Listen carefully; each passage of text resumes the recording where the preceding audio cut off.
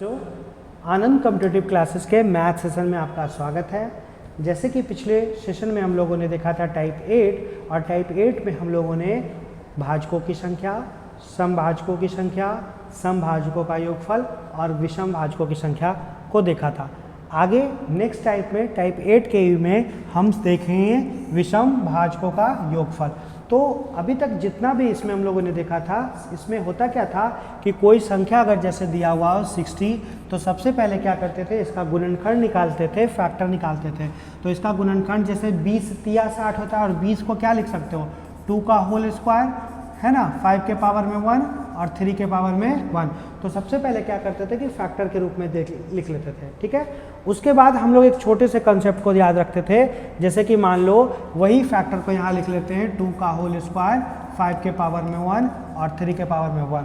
तो देखो जब यहाँ पर हमको समभाजकों का योगफल निकालना होता था, समभाजकों का योगफल निकालना होता था, तो हम लोग करते क्या थे कि सम बेस, मतलब कि वैसा बेस जिसका क्या हो, 2 हो, ठीक है, उसके पावर में कुछ भी हो तो वहाँ पर उसके पावर को हम लोग 1 से शुरू करके लिखते थे। जैसे 2 का होल स्क्वायर है तो इसके पावर में 1 से शुरू करेंगे, लेकिन इसके अलावा जितनी संख्या हैं इसके पावर का शुरुआत हम लोग 0 से शुरू करते थे। तो यहाँ पर 5 का 1 है तो कहाँ से करेंगे, 5 के पावर में 0, और इसको आगे बढ़ाना होता था, आगे बढ़ाना होता था कहाँ तक, तो आगे हम लोग वहाँ तक बढ़ाते थे जितना पावर होता था। जैसे 2 का स्क्वायर है तो 2 वाले में केवल 1 से शुरू करते थे और यहाँ पर आगे कहाँ तक बढ़ाएंगे, तो जहाँ तक रहे, यानी इसको हल कर लेते थे। 2 का पावर में 1 2 और 2 का स्क्वायर कितना है, 4। लेकिन आपका विषम बेस जो होता था उसका पावर 0 से शुरू करते थे। तो आपका चूंकि पावर 1 तक है तो वहाँ तक लिखेंगे, यानी किसी संख्या का पावर में 0 का वैल्यू 1 होगा और प्लस यहाँ 5 होगा, तो 5 है कितना, 6, ठीक है। यहाँ भी कितना आ रहा था, 6।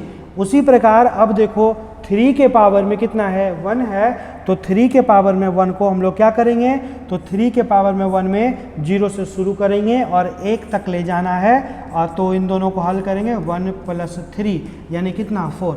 लास्ट में क्या करते थे कि हम लोग जो है नॉर्मली क्या करते थे कि सभी को गुना कर देते थे, और गुना करने के बाद कितना, 6 × 6 × कितना, 4 गुना कर देंगे।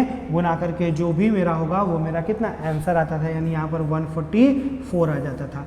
लेकिन चूंकि हम लोग ये टाइप जो पढ़ रहे हैं, कौन सा टाइप, विषम भाजकों का योगफल, तो इसमें क्या करेंगे कि इसी फैक्टर में हम लोग 2 का काउंटिंग ही नहीं करेंगे, ठीक है, 2 का काउंटिंग ही नहीं करेंगे, यानी इसमें विषम वाले को सिर्फ लिखना है। और विषम वाले में हम लोग जब भी शुरू करते हैं तो 0 से शुरू करते हैं, यानी 5 के पावर में 0 और फिर कितना, तो 5 के पावर में 1 यानी 1 + 5 यानी कितना, 6, और 3 के पावर में 1 है तो 0 से शुरू करेंगे और 1 तक ले जाएंगे, यानी 1 + 3 यानी कितना, 4।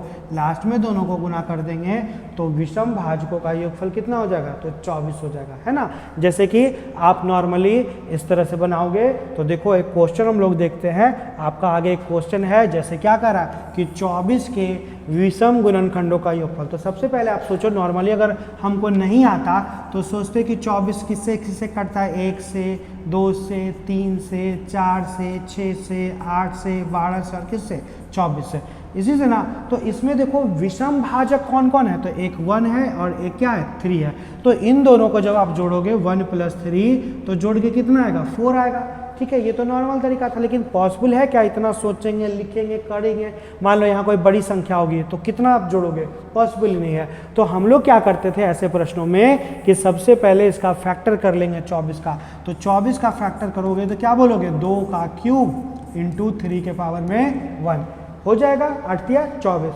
लेकिन विषम भाजकों की जब संख्या निकालना, क्या योगफल जब निकालना होता था तो 2 के पावर वाला का क्या करते थे, गिनती ही नहीं करते थे, तो सीधे 3 के पावर 1, और जब भी पावर यहाँ लिखेंगे तो शुरू कहाँ से करेंगे, विषम वाला में 0 से। तो 3 के पावर में 0 फिट करना है, फिर 3 के पावर में 1 फिट करना है, दोनों को जोड़ लेंगे, यानी 1 + 3 यानी मेरा आंसर कितना होगा, तो बिल्कुल कितना होगा, ऑप्शन नंबर सी, यानी कितना, 4 हो जाएगा, ठीक है। तो आपको समझ में आया होगा। अगर मान लो इसी क्वेश्चन में अगर फैक्टर मेरा इस तरह से होता कि एक और फैक्टर होता, क्या फैक्टर होता, 5 के पावर में जैसे कि होता 1, तो फिर 5 के पावर में 1 का क्या निकालते, 5 का 0 प्लस 5 का 1, यहाँ पर लिखते 1 प्लस कितना 5, और लास्ट में इन दोनों को जोड़ते तो कितना 6, और अंत में क्या करते, इन दोनों को गुना कर लेते, तो गुना करके कितना आ जाता, तो गुना करके 24 आ जाता। लेकिन चूंकि आपका यहाँ पर एक ही फैक्टर बना था, इसलिए आपका आंसर कितना होता, तो आंसर जो होगा वो कितना 4 होगा। तो चलिए एक और क्वेश्चन हम लोग देखते हैं यहाँ पर। नेक्स्ट क्वेश्चन क्या है, 100 के सभी विषम गुणनखंडों का योगफल ज्ञात करें। तो कोई प्रॉब्लम नहीं, सबसे पहले हम लोग 100 को फैक्टर के रूप में तोड़ लेंगे।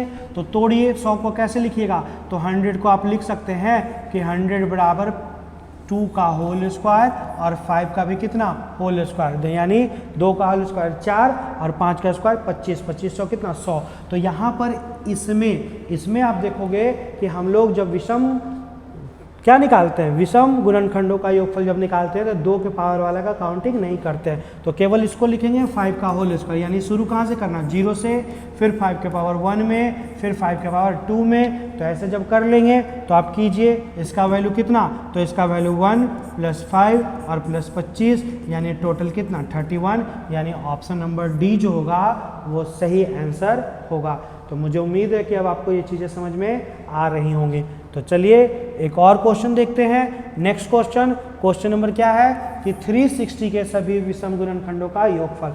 तो सबसे पहले आप 360 को फैक्टर के रूप में लिखिए, 2 से 180 बार में, फिर 2 से 90 बार में, फिर 2 से 45 बार में, फिर 3 से लगाएंगे 15 बार में, फिर 3 से 5 बार में। तो गुणनखंड क्या हुआ, गुणनखंड हुआ 2 का क्यूब, फिर 3 का होल स्क्वायर और 5 के 1। तो आप तो जानते हो कि विषम गुणनखंड के योगफल में हम लोग 2 के पावर वाले का गिनती ही नहीं करेंगे।